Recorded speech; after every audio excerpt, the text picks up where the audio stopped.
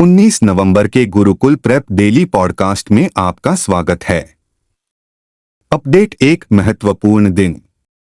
विश्व शौचालय दिवस 19 नवंबर। विश्व शौचालय दिवस 19 नवंबर को प्रतिवर्ष मनाया जाता है। एक आधिकारिक संयुक्त राष्ट्र पालन है जिसका उद्देश्य तत्काल स्वच्छता संकट को दूर करने के लिए वैश्विक जागरूकता और कार्रवाई बढ़ाना है।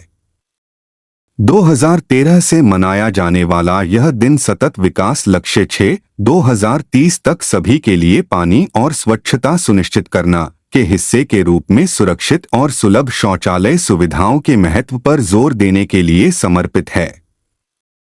इस वर्ष की थीम शौचालय शांति के लिए एक स्थान है, जो इस बात पर जोर देता है कि संघर्ष, जलवायु परिवर्तन, प्राकृतिक आपदाओं और प्रणालीगत उपेक्षा के कारण अरबों लोगों को स्वच्छता के लिए बढ़ते खतरों का सामना करना पड़ता है। अपडेट 2 महत्वपूर्ण दिन। अंतर्राष्ट्रीय पुरुष दिवस 19 नवंबर।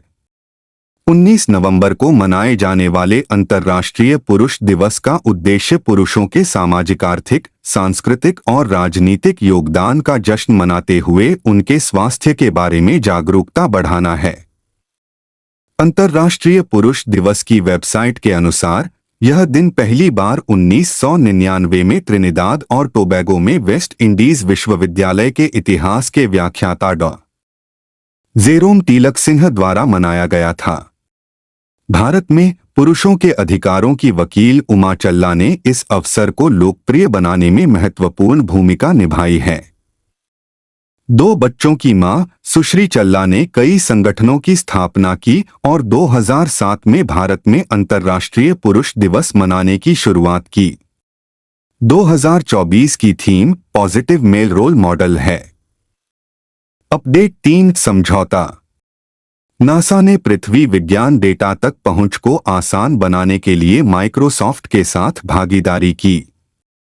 माइक्रोसॉफ्ट और नासा ने अर्थ को पायलट लॉन्च करने के लिए सहयोग किया है, जो नासा के विशाल पृथ्वी विज्ञान डेटा तक पहुंच को आसान बनाने के लिए डिजाइन किया गया एक उन्नत संचालित उपकरण है। माइक्रोसॉफ्ट के अजूरे क्लाउड प्लेटफॉर्म और प्राकृतिक भाषा प्रसंस्करण का लाभ उठाते हुए अर्थ को पायलट उपयोगकर्ताओं को सादे भाषा प्रश्नों का उपयोग करके उपग्रह इमेजरी और भूस्थानिक डेटा के 100 पेटाबाइट से अधिक बातचीत करने की अनुमति देता है। यह अभिनव मंच तकनीकी बाधाओं को समाप्त करता है, जिससे वैज्ञानिकों, शिक्षकों, नीति निर्माताओं और जनता के लिए जटिल डेटा का विश्लेषण और व्याख्या करना आसान हो जाता है। अपडेट 4 अर्थव्यवस्था। टाटा ने तमिलनाडु में पेगाट्रॉन के आईफोन संयंत्र में बहुमत हिस्सेदारी हासिल की। समाचार एजेंसी रॉयटर्स द्वारा उद्धृत सूत्रों के अनुसार टाटा इलेक्ट्रॉनिक्स तमिलनाडु में पेगाट्रॉन के आईफोन विनिर्माण संयंत्र में बहुमत हिस्सेदारी हासिल करने के लिए तैयार है, जो एप्पल आपूर्तिकर्ता के रूप में टाटा की भूमिका का एक बड़ा विस्तार है।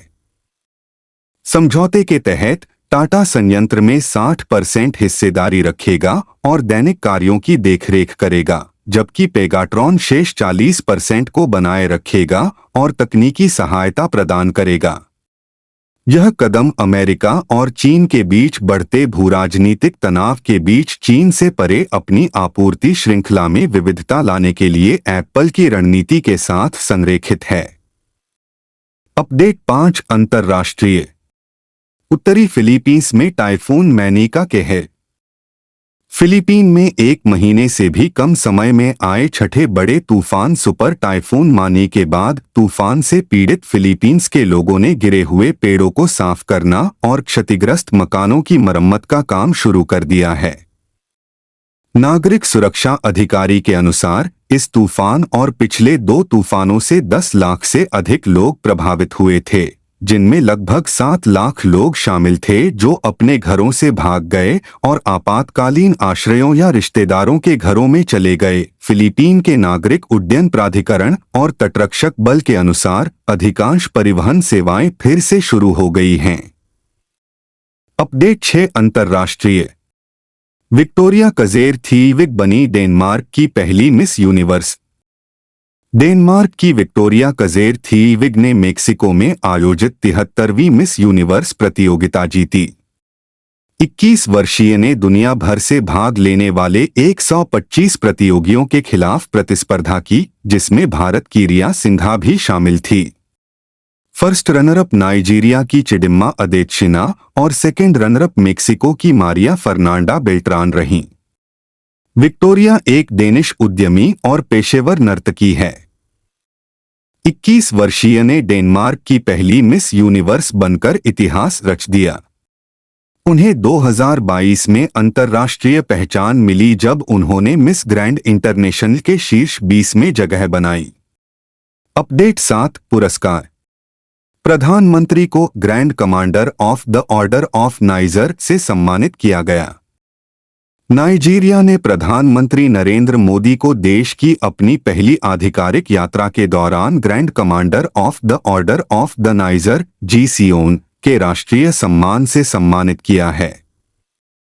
नाइजीरियाई राष्ट्रपति बोला टिनुबू ने अबुजा के एसो रॉक विला में आयोजित द्विपक्षीय बैठक के दौरान पीएम मोदी को सम्मानित किया, जो नाइजीरियाई राष्ट्रपति के कार्यालय और निवास के रूप में कार्य करता है। इस सप्ताह की शुरुआत में डोमिनिका ने कोविड-19 महामारी के दौरान उनके महत्वपूर्ण समर्थन और भारत डोमिनिका संबंधों को बढ़ावा देने की उनकी प्रतिबद्धता को स्वीकार करते हुए पीएम मोदी के लिए अपने सर्वोच्च राष्ट्रीय सम्मान डोमिनिका अवार्ड ऑफ ऑनर की घोषणा की थी। अपडेट 8 विज्ञान और प्रौद्योगिकी। स्पेस एक्स भारत के संचार उपग्रह GS8-20 को लॉन्च करेगा। भारत के GS8-20 4700 किलोग्राम वजन वाले सबसे बड़े संचार उपग्रहों में से एक एलन मस्क के नेतृत्व वाली अमेरिकी एरोस्पेस कंपनी स्पेस एक्स द्वारा लॉन्च किया जाएगा। स्पेस एक्स के फाल्कन 9 रॉकेट को भूस्थैतिक स्थानांतरण कक्षा GTO में 8.3 टन तक के पेलोड ले जाने की क्षमता के कारण चुना गया है। यह साझेदारी इसरो के लिए एक बदलाव का प्रतीक है, जो आमतौर पर अपने LVM-3 लॉन्चर पर निर्भर करता है, जो GTO तक 4 टन तक उपग्रहों को उठाने में सक्षम है। न्यू स्पेस इंडिया लिमिटेड के स्वामित्व और संचालित इसरो की वाणिज्यिक शाखा GS8-20, जिसे GS8N-2 के रूप में भी जाना जाता है, भारत के संचार बुनियादी ढांचे को बढ़ाएगा। अपडेट 9 खेल। फीफा ने नासा से प्रेरित गोल्डन क्लब विश्व कप ट्रॉफी का अनावरण किया। फीफा ने एक स्वर्ण ट्रॉफी का अनावरण किया, जिसे विवादास्पद और नवविस्तारित क्लब विश्व कप के लिए टिफनी एंड कंपनी के सहयोग से बनाया गया था। 24 कैरेट गोल्ड प्लेटेड फिनिश के साथ ट्रॉफी को अगले साल संयुक्त राज्य अमेरिका में टूर्नामेंट के विजेताओं द्वारा उठाया जाएगा। खिलाड़ियों की यूनियनों और लीगों द्वारा भयंकर प्रतिक्रिया का सामना करने के बावजूद फीफा स्पष्ट रूप से टूर्नामेंट के लिए दीर्घकालिक भविष्य की परिकल्पना करता है, जिसमें पुरस्कार अगले 96 वर्षों के लिए विजेता क्लबों के प्रतीक को उकेरने के लिए जगह छोड़ी है।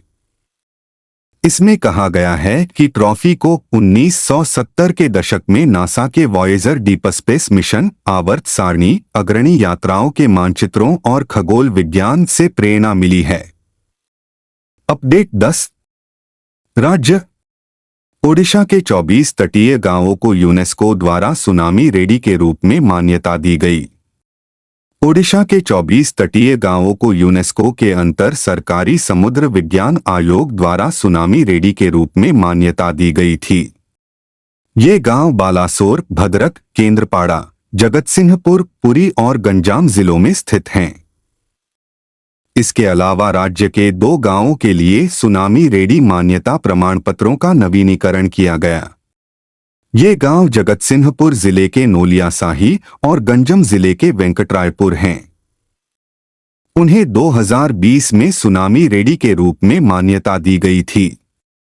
यह मान्यता इंडोनेशिया में आयोजित दूसरी वैश्विक सुनामी संगोष्ठी के दौरान दी गई थी।